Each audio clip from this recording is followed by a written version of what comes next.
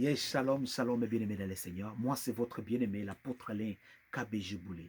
Aujourd'hui encore, je voulais profiter de cette occasion pour vous parler de quelque chose de très important que j'ai trouvé dans les Saintes Écritures, dans le livre d'Ésaïe au chapitre 28, verset 16. Là où la Bible parle d'une pierre que Dieu a placée en Sion.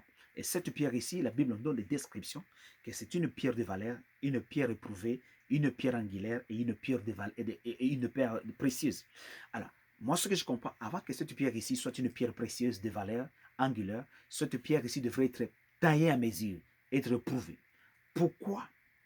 Parce que, comme vous le savez très bien, on ne peut pas prendre une pierre quelque part et puis le placer dans une construction sans pouvoir tailler.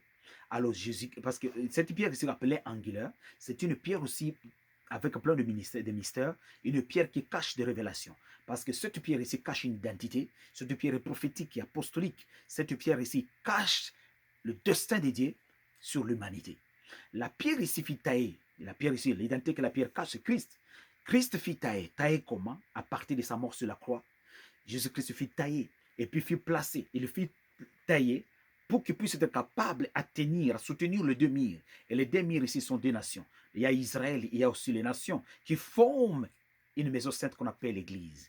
Alors, comme aussi les diamants aussi ne peuvent pas être pris aussi nulle part pour venir, et après on le met dans une boutique, on le met aussi peut-être dans une bijouterie, avant que le diamant ici ne puisse être taillé. Et même l'or aussi, ça doit être passé par le feu, ça doit passer par aussi il y a d'autres qui le mettent dans les feux, il y a d'autres qui le mettent aussi, dans l'acide, afin que cette pierre ici, afin que le diamant, afin que ceci puisse avoir de la valeur et être présenté devant les gens. C'est de même aussi nos vies. Nos vies aussi doivent aussi être taillées à mesure,